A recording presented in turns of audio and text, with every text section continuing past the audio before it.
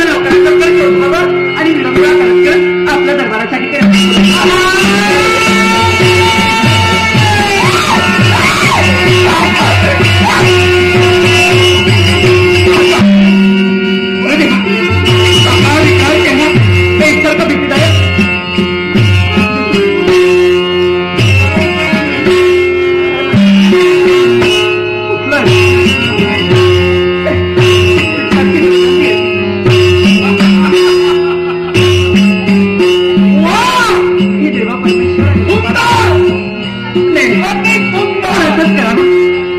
त्याच्या मार्गात आपण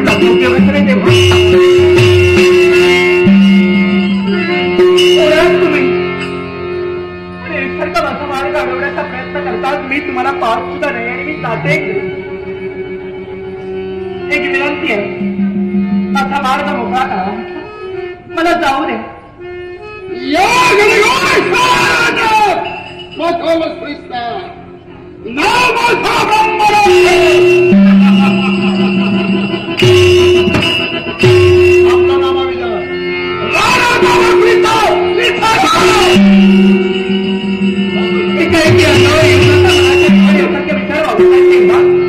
आपलं नाव मला ऐकायचं.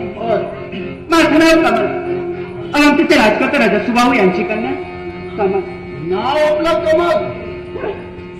माझी ओळखी विचारण्यासाठी तुम्ही तत्पर झालात तेव्हा मनाला माझ्याकडे समाधान येऊ द्या आणि माझी विनंती आहे, तुमचा मार्ग तुमच्यासाठी मोकळा आहे, मला जाऊ द्या.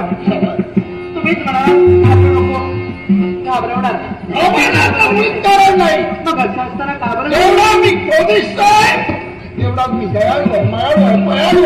तुमचं हे सारं काही पाहिलं ना आणि मनाच्या ठिकाणी भीती वाटते म्हणून मी ओरडले होते.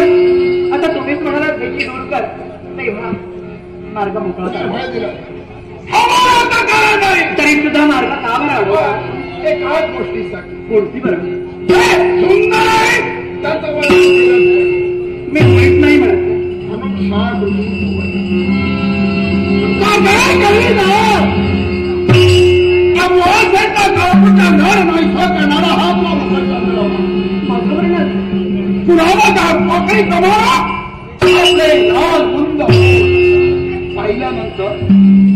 पाहिल्यानंतर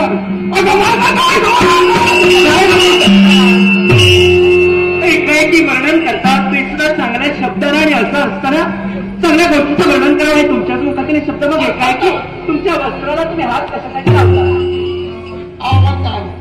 म्हणजे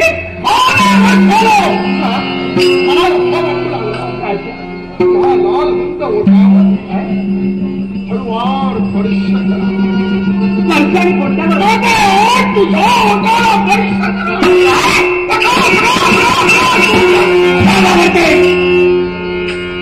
मुखाचे सगळं उखाट ठेवा. एक अनोळखी स्त्री तुमच्या समोर उभी आहे, तुमच्या मनाच्या ठिकाणी विकृती निर्माण झाली आहे, तुमचा प्रश्न झाला. पण असं जरी असलं तरी सुद्धा आपण एका माणसातील स्त्रीशी बोलतो याचा विचार करावा. आणि तुम्हाला एकच सांगेन, आतापर्यंत वर्णन केला ते फार थोडं झालं आणि एकच तुम्हाला माझी विनंती आहे, ते पुढचे शब्द त्या मुखातून बाहेर पडत असतील ना, सर्व त्याला आवड करा. एका स्त्री समोर तुम्ही बोलता याचा विचार करा.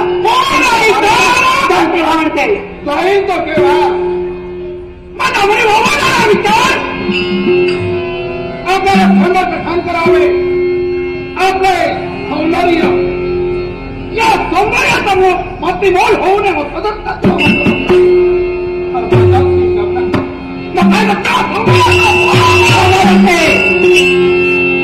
सौंदर्याची माती होईल की त्याचं सर्वस्व चांगलं होईल हे ज्याच्या त्याच्या मनाच्या ठाई तो परमेश्वर सदैव त्याला जन्माला घालत असतानाच तो निवड काढतो. ते कुणी कधी बदलू शकत नाही. आणि म्हणून तुम्हाला एकच सांगेल, तुमच्या मनात जे काही विचार वावरतायत ना, क्षणिक इच्छेसाठी तुमच्या मनात विकृती निर्माण होऊ लागते. आणि ते इच्छा परिपूर्ण करण्यासाठी तुम्ही वाचण्याला जर का बरबटले असाल तर तुमच्या जीवनात स्वतः जर का तुम्हाला जगायचं असेल तर तुमचा मार्ग तुमच्यासाठी मोकळा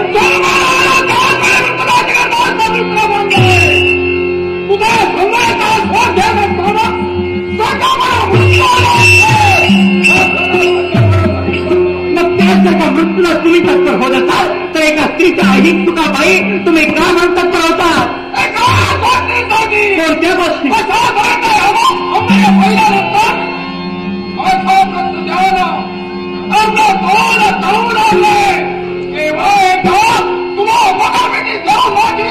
जर का हा देशाचे सगळे सरकारले असतील ना, त्या स्त्रीच्या एक सुखासाठी जर का तू तत्पर होत असशील तर माझ्या मुखातील शब्द एक म्हणते, अरे स्त्रीला हळूहळूपणे झेलण्याचं ज्याने कर्तव्य केलं ना, त्याने तिच्या दुःखावर फुंकर घालली, तो तिच्या मनाचा राजा ठरला. आणि तुझ्यासारख्या नराधमाने जर का एक सुखपरी वाचले जर का तू बरबाद असशील तर तुझ्या जीवनासारखा स्वतः तू बनवून घेशील.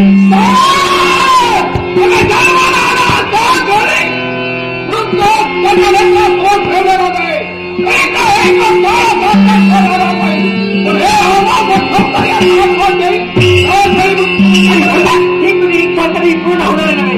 त्या सुखापायी तू एकसारखा पोचपोचला आणि म्हणून ही अधोकृती हळून काढण्यासाठी त्या परमेश्वराचं थोडं नाव मुखात ठेवत एकच तुला सांगेन, आता त्यावर तू सांग